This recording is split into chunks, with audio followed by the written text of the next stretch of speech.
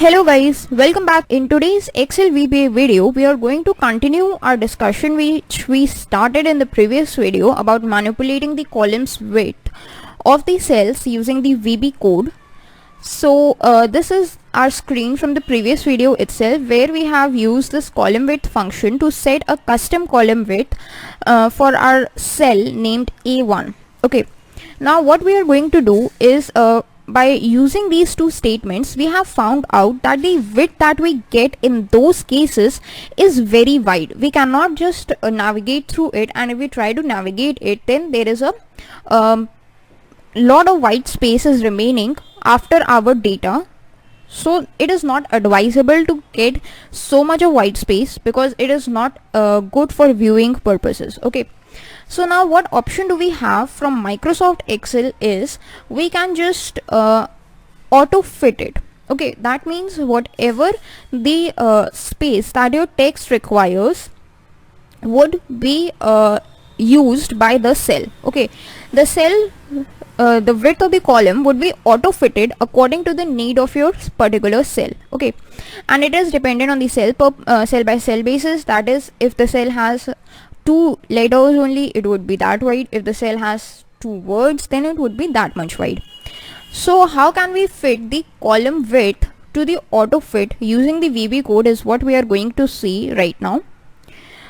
First of all, you need to refer to that particular cell using the range function. That's the common part, range A1, like this, then put a dot.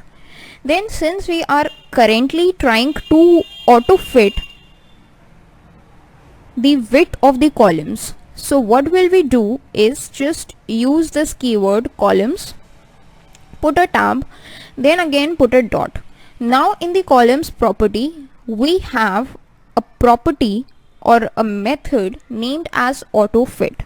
If we just try to access this auto fit method, and you can just put a tab, then what happens is this will allow your column width to be fitted automatically as per the contents of the cell.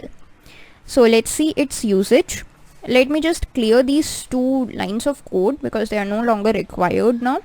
And as soon as I click on run, then you can see that over here textual data requires this much of space, and that is why it has been auto fitted. Suppose if we just try to change its content to say textual only, and now if we just run it, then you can see now A1 requires only this much space, and that is why it has been fitted to around this much only. So that is the usage of this auto fit option, but that is for the column width only. But if you want to set this auto fit for the rows, then what you can do is you need to just refer to the cell simply as range, then put a dot, and now instead of column you have another function in front of you that is known as rows. Now one thing that you must keep in mind is that there are 2 functions. One is by the name of row and the other is by the name of rows. So you do not need to refer to row or column, you need to refer to rows and columns. Okay, so just put a tab and then we put a dot. Then what happens is if you want to auto fit the height, you can just simply click on this auto fit option, and that would help you to auto fit the rows. Okay, so before that, let us just change its data to say add multiple lines of text so that we can understand it well. Textual data entered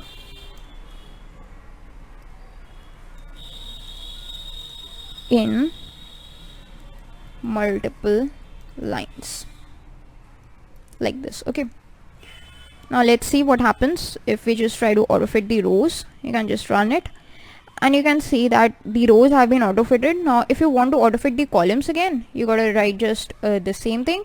Instead of rows, you gotta write the columns, so that the columns would be auto fitted as well.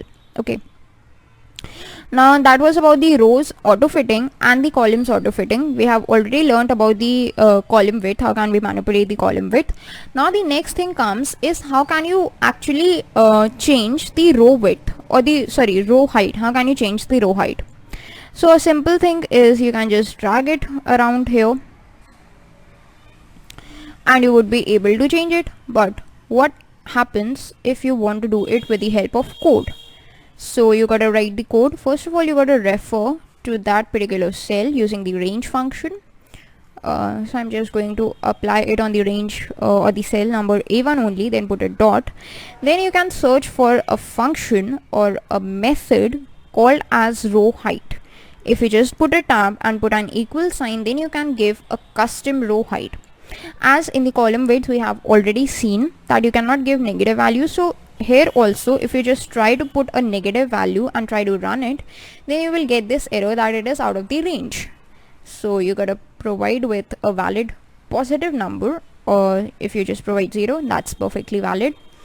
If you try to provide it with any kind of a positive value like 10, it's possible, it's valid. If you provide it with 255, it's valid.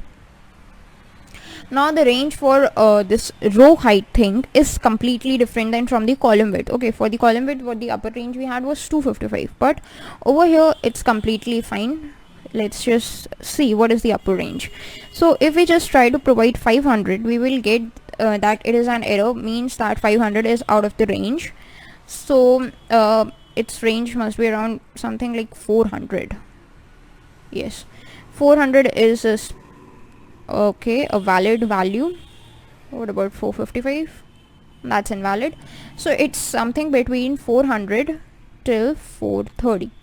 Let's just try it. Yes, 430 is also invalid. 420 is invalid. Okay, so 410 is invalid. Okay, I think 400 is the upper range. Actually 401 is also a valid value. Let's see for 405.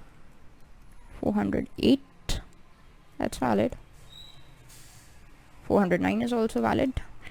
So yeah, 0 to 409 is the valid value for the rows, and for the columns what it is, 0 to 255. Okay, so that's about the row height. That is one method. Actually there is another method. If you just put a dot and search for a function called rows, and then you put a dot and search for this row height function, then also you can give a row height over here. Suppose you try to give it a 300 and you try to run it, then the row height would be changed to 300. Okay, so these are the two methods for the row height. How can you manipulate the row height as well?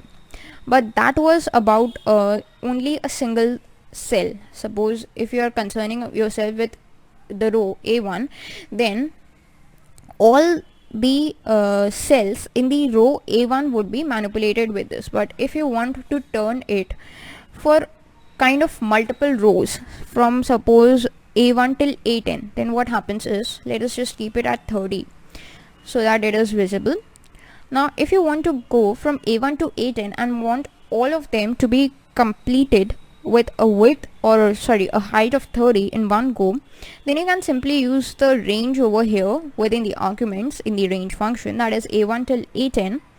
And if you just try to run it, then what happens is you can see that these 10 rows have changed their width in one go. Okay, and similarly if you want to do for a column also, you can just use this like range, and you can provide it with a column as well. Suppose you want to change the width of the columns from A1 till say J1, and if you just give it then what happens is column width say 50, all these columns would be changed to 50. You can see A1, and all the columns from A1 till wherever the last value of the rows is would be changed. Okay, so that's how you can work with it.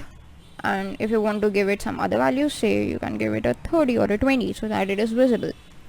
Now you can see that A, B, C, D, E, F, G, H up till J, their values would have been changed, and from K onwards their values have not been changed. Okay, so in this video we learned about the different methods through which we can manipulate the row height at a custom value. We also learned about the range to which we can provide it with the values which is from 0 to 409. In the previous video we learned about all the methods through which we can manipulate the width of the columns of a cell and about its range, that is from 0 to 255. And also we learned that how can we auto fit the rows and the columns. Apart from that, we also learned how can we perform or apply all these methods over a single cell or over a range of cells. Now this was about all in the video.